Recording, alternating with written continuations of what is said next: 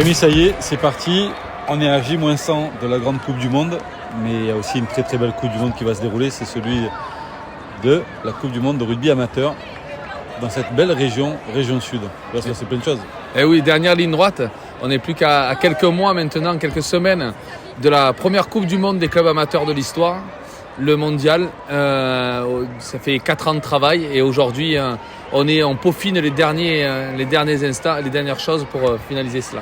C'est émouvant quand même de dire on a travaillé pendant déjà quelques années, beaucoup d'années pour arriver à ce type de projet et se dire à réunir quand même plusieurs pays pour un moment magique et surtout venir concurrencer la grande Coupe du Monde. Vous avez fait exprès, dis-moi. Non, c'est génial, c'est super excitant. L'idée, elle part autour d'une bière avec des potes. On s'est dit, si on faisait une Coupe du Monde de clubs, qui est chacun notre lieu de vie, on va dire, notre famille, et aujourd'hui communiquer avec des Tongiens, communiquer avec des Écossais ou des Sud-Africains sur leur venue dans quelques semaines, c'est super excitant. Ouais. Et on me rappelle un peu les sites. Alors déjà la date, on va la rappeler. Donc la date, c'est du 23 au 30 septembre 2023, là, en septembre. Et les sites, nous sommes sur 7 villes de la région, que sont Saint-Raphaël, Saint-Maximin, Port-de-Bouc, Arles, Manosque, Sisteron et Digne. Est-ce qu'il y aura des surprises? Est-ce qu'il va y avoir un peu, alors tu disais beaucoup d'équipes étrangères, mais surtout des surprises. Est-ce que l'équipe française peut surprendre un peu tout le monde? J'espère. L'équipe de Digne. Hein. J'espère que mes joueurs de Digne seront à la hauteur de l'événement.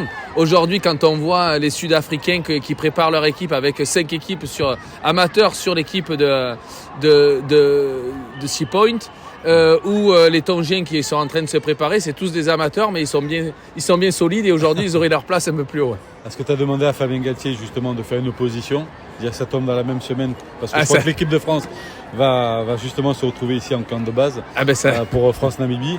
Est-ce que ça serait peut-être pas un petit appel du pied ou une opportunité pour vous? Ça serait génial, ça serait beau, ça serait un beau clin d'œil. Et l'idée du mondial, c'est vraiment de faire un clin d'œil au rugby amateur en disant qu'on est tous du rugby amateur et ensemble on partage les mêmes valeurs. Ouais. Et Dieu, tu disais ensemble parce qu'on est une belle et seule et même famille. Fabien, Raph, voilà, je suis avec Jérémy, moi je vous lance la demande officielle.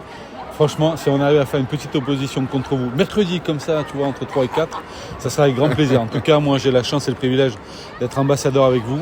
Il me tarde franchement parce que la Coupe du Monde de rugby amateur, le mondial de rugby amateur, c'est quelque chose qui va marquer, comme tu le disais parfaitement bien, c'est une première.